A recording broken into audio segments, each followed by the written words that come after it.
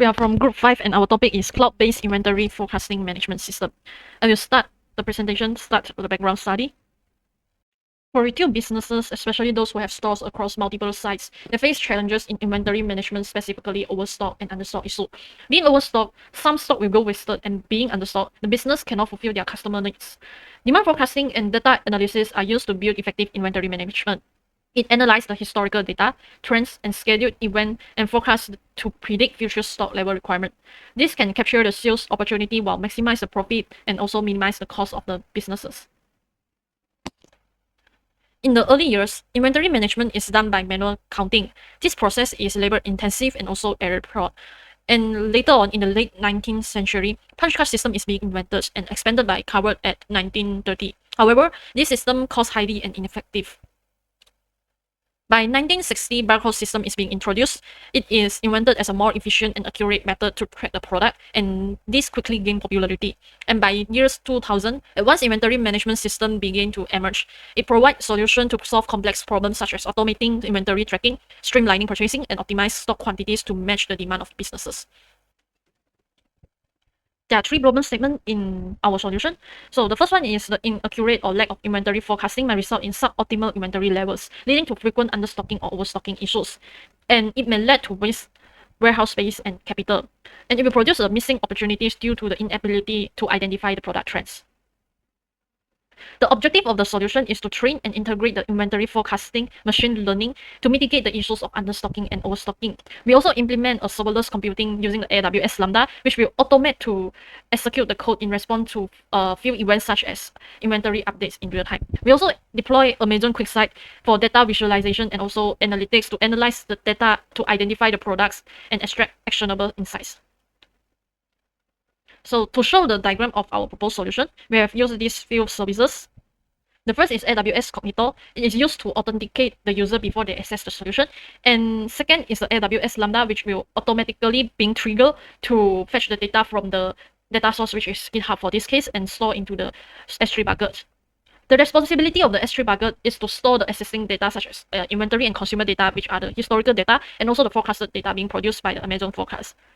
The Amazon forecast is a forecast machine learning model, which is used to predict the future demands. And once the service produces the forecasted data, it will be stored into the S3 buckets. And another AWS Lambda, we trigger the Amazon SNS to notify the users about the forecasted data. And for the Amazon QuickSight, it will analyze and visualize the data sets to uncover the product trends, sales pattern, so it can help the user to gain deeper insights using the interactive dashboards.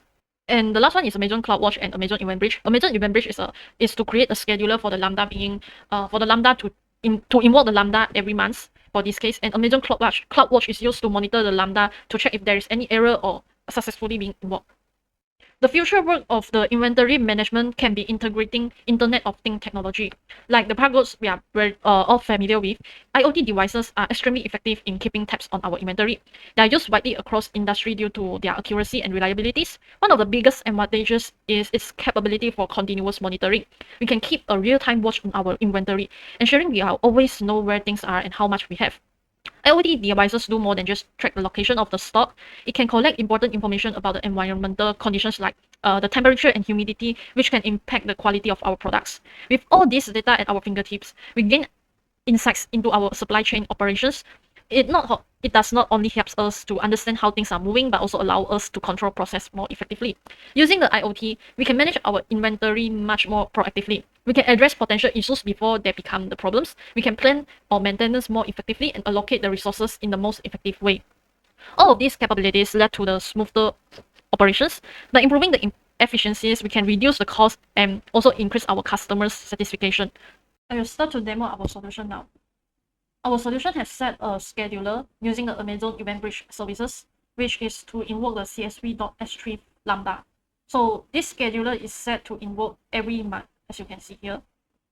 And this Lambda function, what we do, it is used to fetch the data from a data source, which is a GitHub for this case, and then store it or update it in the S3 buckets.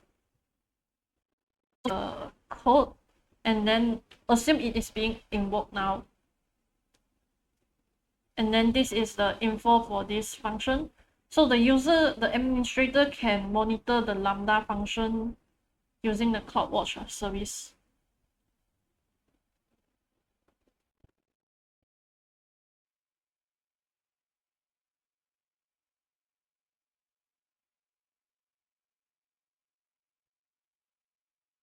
So we can see that inventory data related time series and inventory data target time series CSV file is being updated, and this is a lot involved. And then we can also view it in the bucket input. So we can see the last modified time. So we can make sure that both file is being updated successfully. Hi, my name is Yan. So I'll be presenting the Amazon Cognito demo. So Amazon Cognito is used for the user sign-in interface.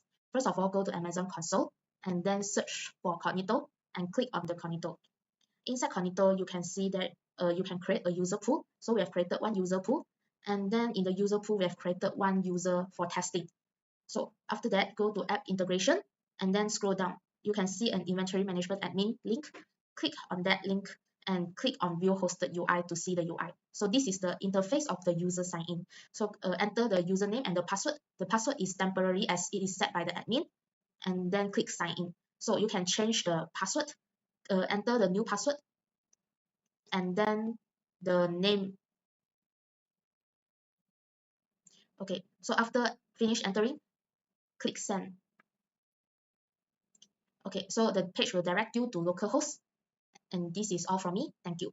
Hi, my name is Yan, and I'll be presenting the Amazon Forecast demo. So first of all, go to console and search for Amazon Forecast.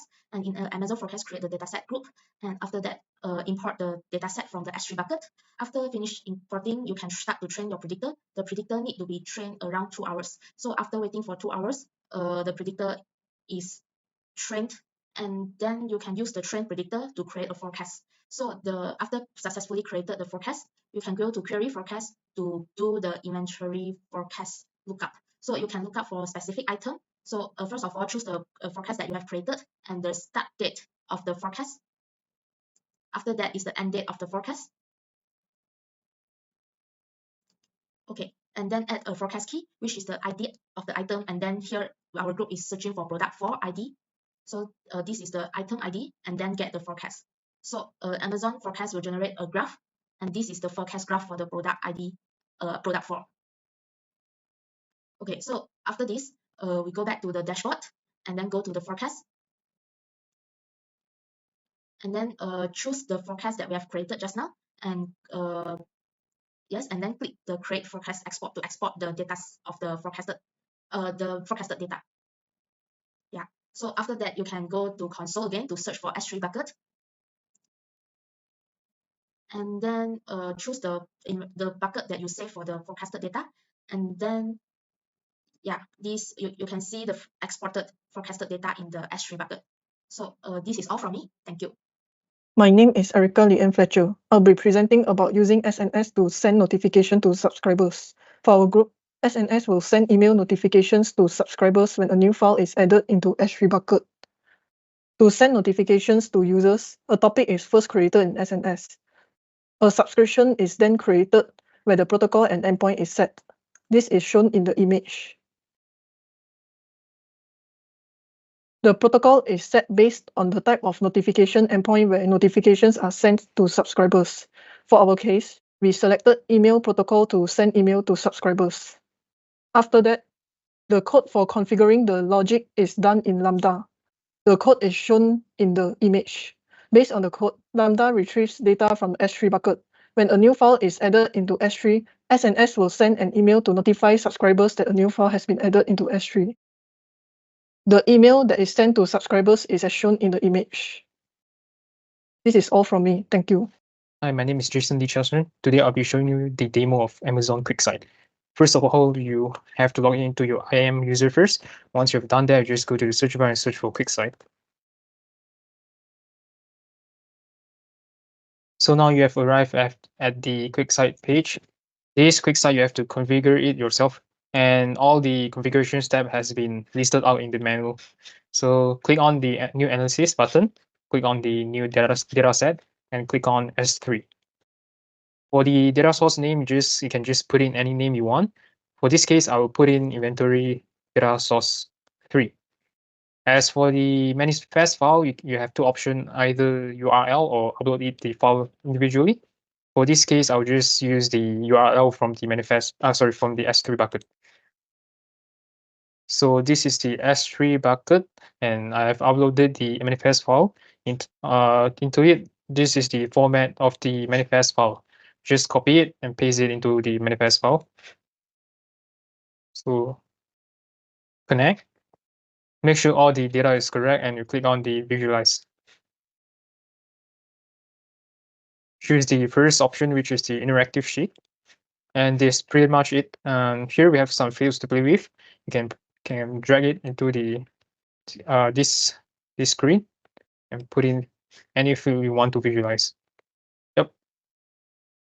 That's it. That's all for the quick site demo. Thank you.